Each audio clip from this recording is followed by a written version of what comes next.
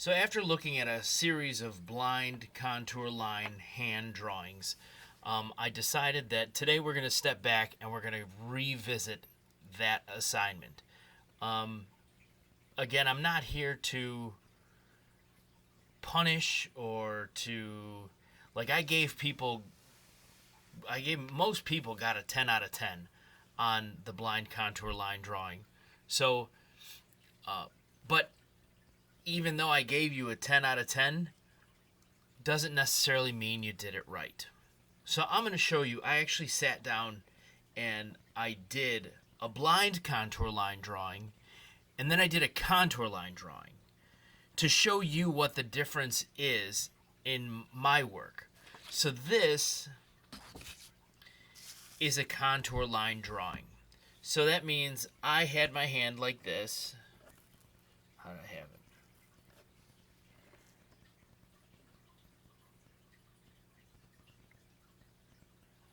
It was probably like that.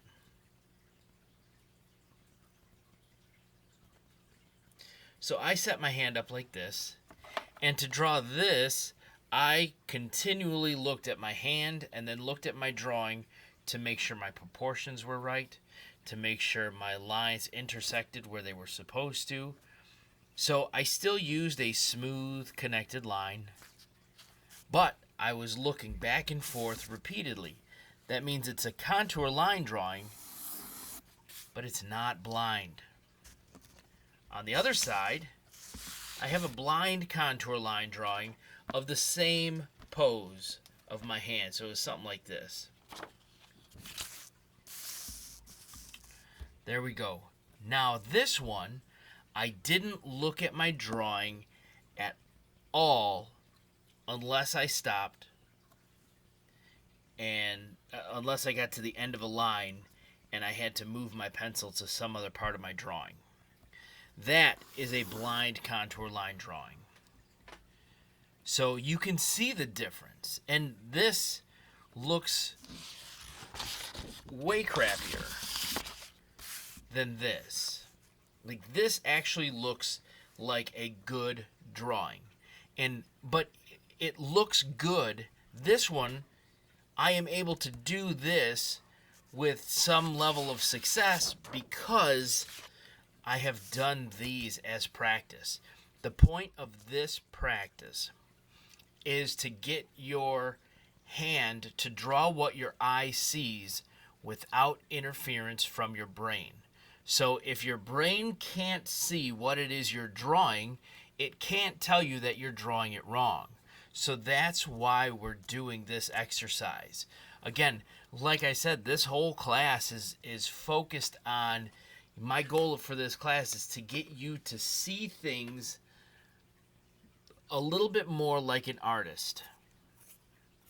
So what I'm going to do now is I'm going to show you, like, let's draw one along, let's draw a blind contour line drawing together. But before we do that, I want to show you some of the things that I saw that were mistakes.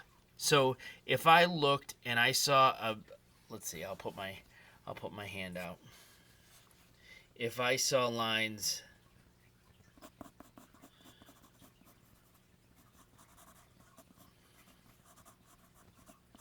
I saw a lot of drawings that kind of looked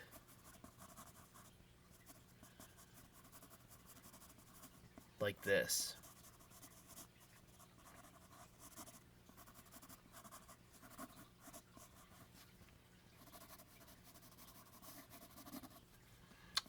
If that's what you did, it wasn't done correctly. If you had that sketchy, scratchy line where you kept going back and forth over, a contour line should be smooth. Smooth and connected. That is a contour line. Not that. Another thing I saw is people did this.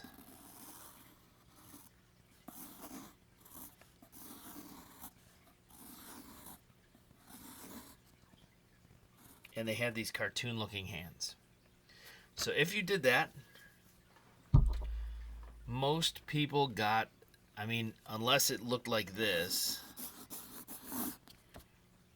most people got 10 out of 10.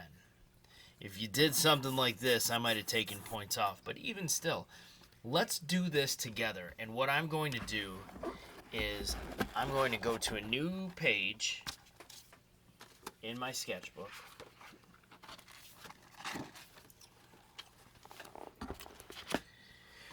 And I'm going to do a closed fist. So this is the hand I'm going to draw. And at any point in time, I am either looking at my hand or my drawing.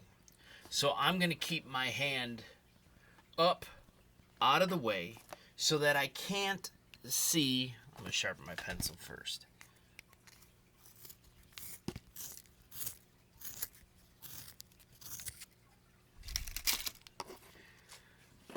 So I'm going to keep my hand up and out of the way so that I cannot see my hand and my drawing at the same time.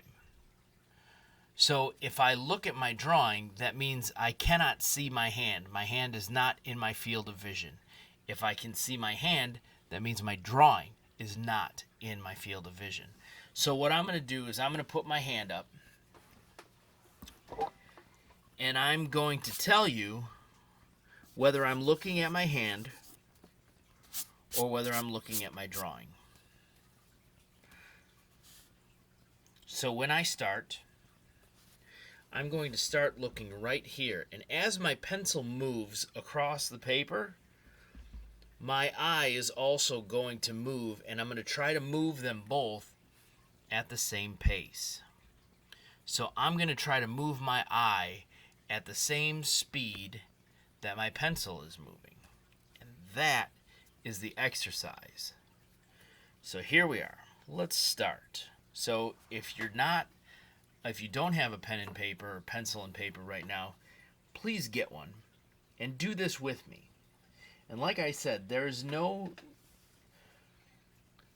I don't expect things to be drawn that look like hands, which sounds crazy because like we're supposed to be drawing hands. But like I said, this is mine, and I've done this exercise literally hundreds of times. The point is to practice doing this so that you have the ability to draw things like this. So let's get started. So again, my hand is a fist like this.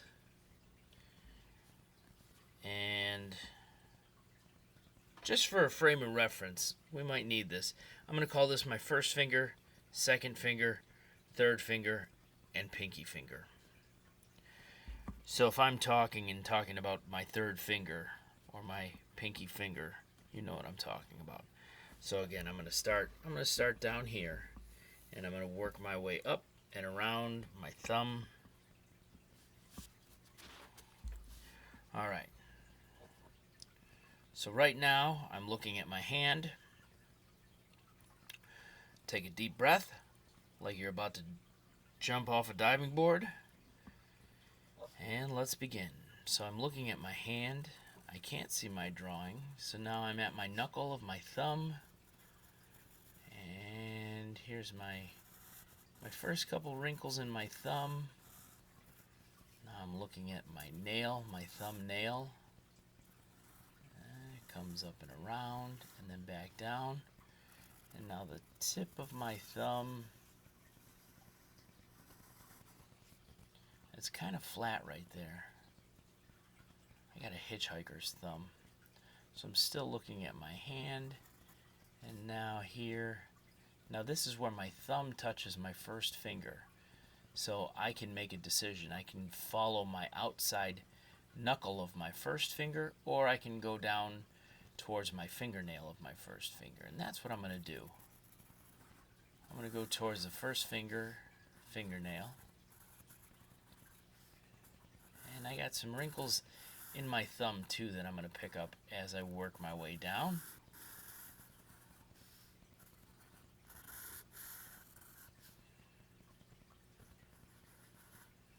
And And now here is where my first finger and my second finger touch. So at this point, I'm going to continue to follow my fingertips. So now I'm going to move into my second finger, or my middle finger fingertip. And now here, my middle finger touches my third finger. My second finger and third finger are touching, but my middle finger, my second finger is overlapping. So I'm going to follow my second finger up. And now here's the knuckle of my third finger. And I'm going to follow that around. And I can see a tiny bit of my ring, my wedding ring. But it looks weird because each eye is doing something different. So I'm going to wink back and forth to see which eye angle I like better. And oddly enough, I'm right-handed, but my left eye tends to be my dominant eye. Which is why when I go to the gun range, I'm a terrible shot. So now I'm at the top knuckle of my pinky. I'm going to go in towards the crease between my third finger and my pinky. And I'm going to come down. Now, I have no idea what I've drawn so far. Now, I should have already drawn that line, actually. So I probably have two lines that are the same. So that's the crease, and I can feel with my drawing pinky that I'm close to the edge of the paper. My paper just moved. So I'm going to stop, and for the first time,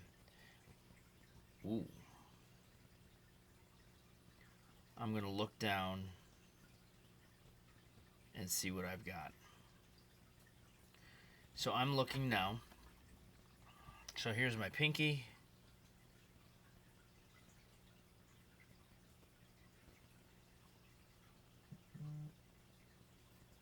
There's a text message. Okay, so this is my first finger, second finger, third finger, and my pinky finger. So now what I'm going to do is I'm going to make a decision. I've got some stuff here that I can still draw. I've got a little bit of information here that I can add in. So I'm going to go back over here because there's a lot for me to still fit in. So I'm going to go back to...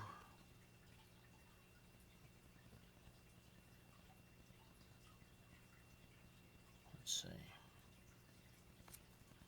I'm going to go up here, and this is about where my... I think I have an extra finger somewhere.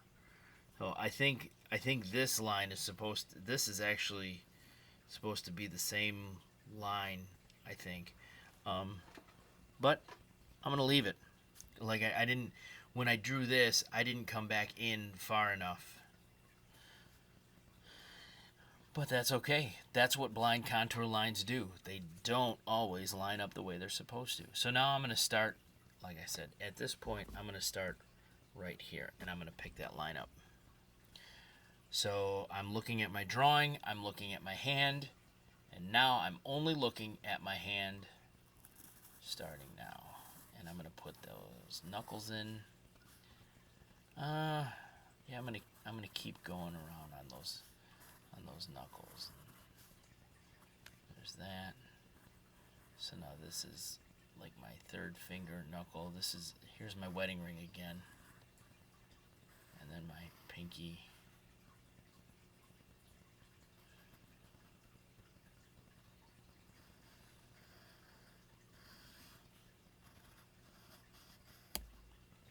I'm off the page. Okay, so now that my pencil fell off the page, I'm going to look again, and I'm just going to do a little bit more. So I'm going to start here, and I'm looking at my hand now only, and I'm going to put those knuckle marks in that I see on my first finger, and then here I've got my fingernail, and I'm going to stop and look, and I'm going to go back over to here. go down here. And I'll come in a little bit. Now I'm only looking at my hand. I'll draw that fingernail in. And then now this jump I'm going to make, I'm not looking at my drawing. I didn't even look at my drawing when I made that jump, and it probably looks like it. So I'm drawing in the creases of my middle finger, my second finger knuckle. Now I'm going to look. Yikes. Missed that one.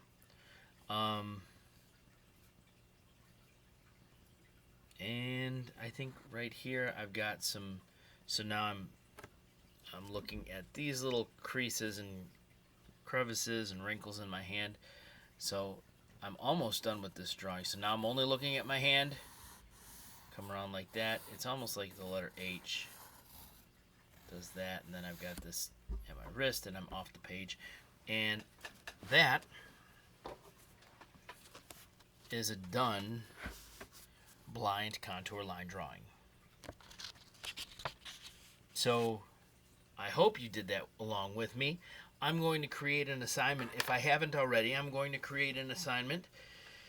One more blind contour line drawing, so that we can practice doing it, because I'd rather spend time doing this the right way so that you get something out of it instead of just doing it to try to get it done. So then you can go back always and rewatch this video and do it with me again and again and again and see if you get better.